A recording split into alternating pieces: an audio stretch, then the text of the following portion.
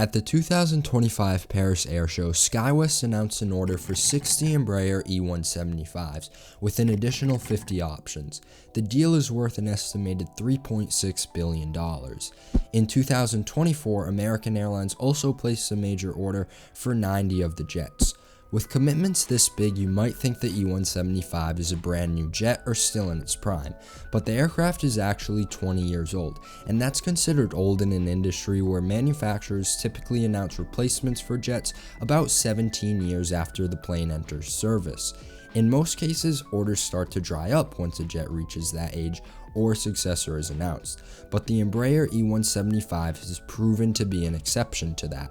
Over the past 20 years, Embraer's best-selling jet has cemented itself as the backbone of regional fleets across major operators in the United States, with over 85% of E175s being flown in the US.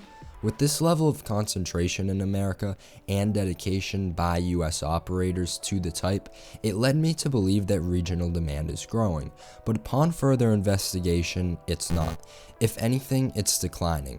So why are these airlines spending billions of dollars on a 20-year-old jet? The answer is the scope clause. The scope clause is a provision in pilot union contracts that limits the number and size of jets that airlines can outsource to regional carriers. Specifically, it restricts jets to a maximum of 76 seats and 86,000 pounds. But there is another key rule. The number of jets with a capacity above 70 is strictly capped, either by a hard limit in the contract, or the limit is tied to how many mainline aircraft the parent airline operates. This means that regional airlines can't just endlessly grow their fleets. Because of these constraints, it's critical for regional carriers to maximize efficiency within the limits that they're given.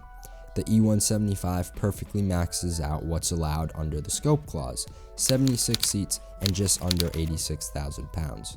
SkyWest also operates a subfleet of E175s for United Express and Delta Connection that seat 70 rather than 76, because United and Delta's regional airlines have already hit their capacity on the number of 76-seat jets they operate. A similar thing is done by SkyWest and Endeavor for Delta's large CRJ-900 fleet. While the CRJ-900 can seat up to 90 passengers at its maximum capacity, regional airlines are forced to cap it at 76 or 70 seats to meet the scope clause regulations. To make the most of this, they add premium seats and extra legroom. The CRJ itself dates back to 1991. And while it's been stretched and upgraded over the years, it's still very much a product of its time. The E175, by contrast, was a clean sheet design that came out in 2005, built from the ground up specifically for the 76-seat market. This fundamental difference is key to profitability.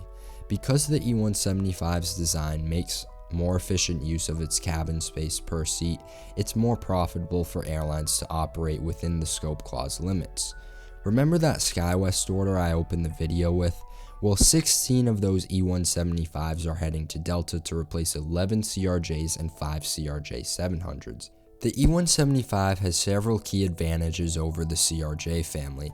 Even though Bombardier's C-check maintenance intervals are slightly longer at 8,000 flight hours compared to 7,500 for the E175, the aging CRJ airframe racks up significantly higher maintenance costs. On top of that, the E175 burns about 10 to 12% less fuel per seat hour, making it far more efficient.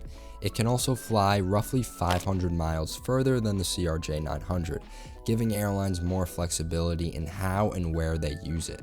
Its cabin is nearly a foot wider, which offers passengers a noticeably more comfortable experience, and the E175's wing-mounted engines provide better aerodynamics and easier maintenance access compared to the CRJ's rear-mounted engine setup.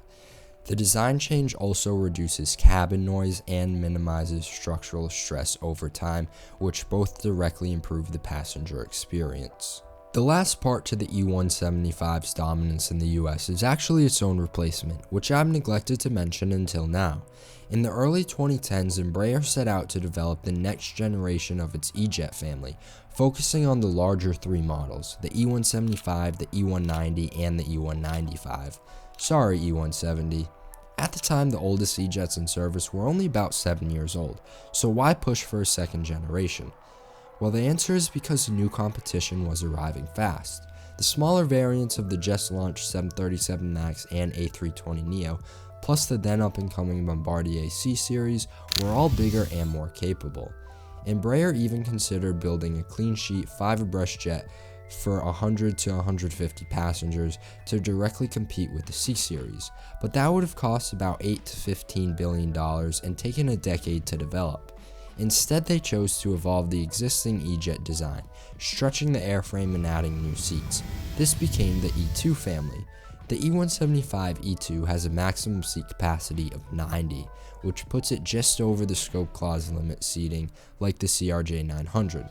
Now, you might think that US airlines might just add more premium seating or additional legroom like they do with the 70-seat E175 fleets or the CRJ-900 fleets. But the issue isn't the seats, it's actually the weight of the aircraft. The E175 E2 has a maximum takeoff weight of 98,120 pounds, roughly 12,000 pounds over the scope clause limit of 86,000 pounds, making it unusable for US regional airlines under the current contracts. Embraer officially delayed further development and production of the E175 E2 in 2020, shifting its focus towards the larger E190 E2 and E195 E2 because the E175 just wasn't selling. When Bombardier sold its CRJ program to Mitsubishi in 2020, it fully exited the regional jet market. Mitsubishi, which was already developing its own regional jet called the Space Jet, canceled the project in 2023 after years of delay, and it did nothing further with the CRJ program, which many speculated that it could. With both manufacturers and the CRJ out of the game, there are now no new 50 to 80 seat regional jets in development. This is largely because the cost of creating a new jet for the niche US market to meet the scope clause is too high. The Embraer E175 was meant to be the natural successor, but its weight put it over the limit for the scope clause, making it unsuitable for US regional carriers. With no easing of these rules in sight and airlines already heavily invested in their current E175 fleets, the E2's future in the US seems bleak. This leaves the original E175 as the uncontested king of America's regional skies, at least for now. I'd like to thank everyone for sticking around to the end of the video. If you enjoyed, please consider liking, sharing, and subscribing, and I'll see you all next time on JP's Aviation. Goodbye.